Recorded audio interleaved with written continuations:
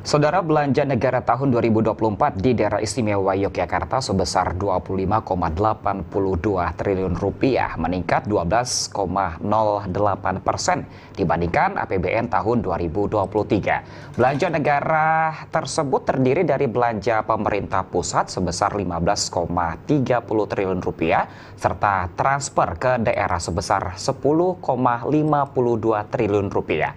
Agar manfaatnya dapat segera dirasakan oleh masyarakat, anggaran tersebut harus segera digunakan. Dalam pengelolaan keuangan negara tersebut harus cepat, responsif, namun tetap akuntabel. Dan untuk membahas bagaimana capaian kinerja APBN DIY tahun 2023 dan pengelolaan APBN 2024 di Daerah Istimewa Yogyakarta, kami telah tersambung dengan Ibu Asri Isbandia Hadi, Kabid Pelaksanaan Anggaran 1 Kanwil DJPB DIY. Selamat sore Bu Asri. Selamat sore Mbak Rika, Baik. Mas Hafid. Baik, Bu Asri, ini mungkin bisa disampaikan bagaimana untuk capaian kerja APBN DIY tahun 2023, kemudian juga mungkin sedikit bisa disampaikan evaluasinya seperti apa ini, Bu? Ya, terima kasih. Sebelumnya saya sampaikan selamat sore untuk seluruh pemirsa TVRI Yogyakarta. Terkait dengan kinerja tahun 2023, tadi sudah disampaikan bahwa terrealisasi di 98,33%, yaitu dari pagu 23,2 triliun. Nah, bisa disampaikan Mbak bahwa untuk pagu 23,2 triliun itu terbagi menjadi dua bagian, yaitu pagu yang dikelola oleh kementerian lembaga, dalam hal ini oleh instansi kantor pusat, dan yang kedua adalah berupa transfer ke daerah. Jadi untuk yang dikelola oleh instansi kantor pusat yang ada di DIY itu dengan pagu 12,9 triliun, kemudian realisasinya 97,74% atau di angka 12,6 triliun.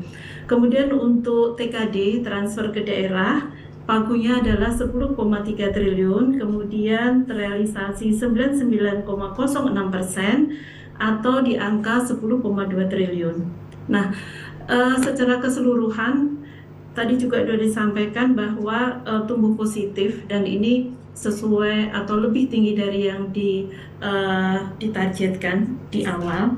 Namun demikian, Bapak Ibu sekalian, terkait dengan pelaksanaan anggaran tahun 2023 ini memang masih ada ruang-ruang yang perlu kita tingkatkan bersama. Karena pada dasarnya adalah kita berharap bahwa belanja yang dilaksanakan oleh semua pihak, dalam hal ini adalah baik itu dilaksanakan oleh KL maupun transfer ke daerah, itu merupakan belanja yang berkualitas. Nah, belanja berkualitas di sini ada beberapa hal. Yang pertama adalah belanja yang dilaksanakan sesuai dengan perencanaannya. Nah, karena pada saat belanja itu dilaksanakan sesuai perencanaannya, kemudian dieksekusi dengan sesegera mungkin, ini akan memberi dampak atau memberi manfaat yang pastinya lebih besar daripada apabila eksekusinya itu ada di akhir-akhir. Nah, kemudian juga dalam hal pelaksanaannya.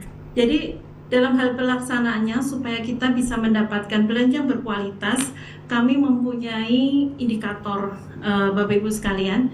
Indikator di sini kita sebut dengan IKPA, indikator kinerja pelaksanaan anggaran. Nah, inilah yang mestinya menjadi semacam acuan bersama bagaimana kita nanti bisa menghadirkan belanja yang berkualitas. Baik, di tahun 2023 Ibu, dari masing-masing satuan kerja atau satker ini apakah sudah maksimal untuk penyerapan anggarannya seperti itu, Bu? Secara keseluruhan, memang kita sudah ada di kriteria pengelolaan anggaran sangat baik, yaitu bisa kita lihat dari nilai IKPA itu ada di lebih dari 95. Namun demikian, kalau kita bicara bahwa apakah semua sudah melaksanakan dengan baik? Pastinya belum, ya Bapak Ibu sekalian. Karena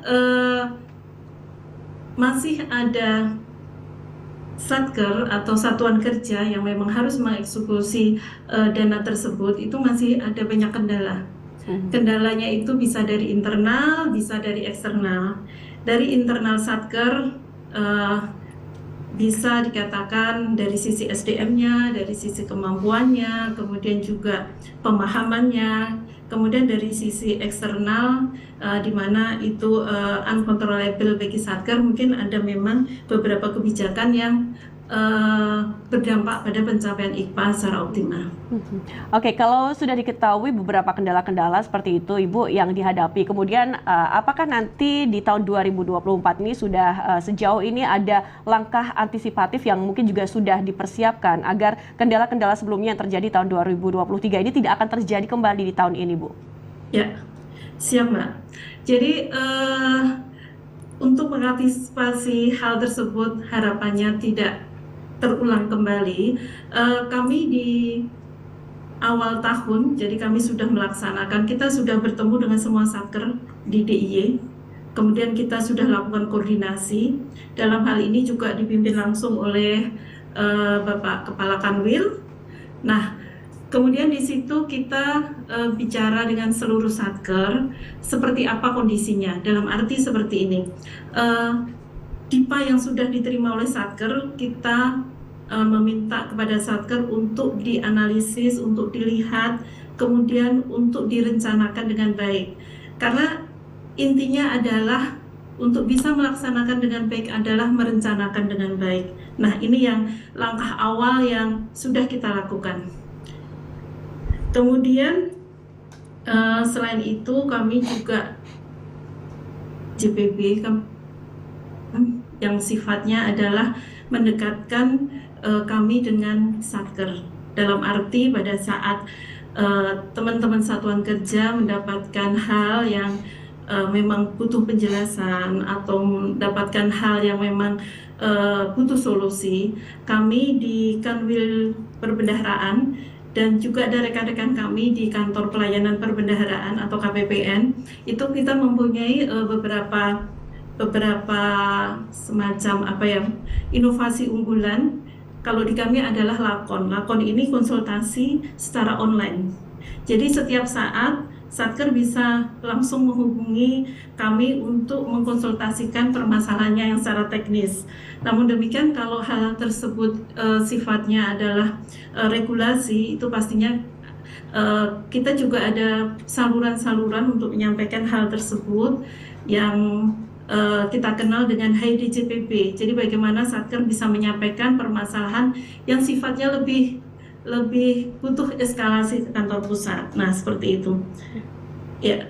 Jadi selain kita berkoordinasi, kita juga ada channel-channel untuk melakukan komunikasi. Ya, Ibu tadi terkait dengan satuan kerja di Daerah Istimewa Yogyakarta, Bu Asri bisa dijelaskan untuk di tahun 2024 ini alokasi dana di Daerah Istimewa Yogyakarta seperti apa, Ibu? Untuk tahun 2024, alokasi dana 25,46 triliun ya, itu secara keseluruhan. Kemudian untuk KL itu meningkat di 14,95 triliun dan kemudian untuk di TKD 10,51 triliun. Nah, secara nominal meningkat. Nah, ini pastinya butuh ya, kita bersama-sama bahwa bagaimana kita mengawal peningkatan dana yang telah dikucurkan di DIY. Karena peningkatan ini mungkin tidak hanya sekedar nominalnya, tetapi juga sebagai bentuk, satu adalah kepercayaan, kemudian juga tanggung jawab bagi kita semua untuk mewujudkan bahwa dana yang sudah dikucurkan di DIY ini nantinya akan berdampak pada kesejahteraan masyarakat di DIY.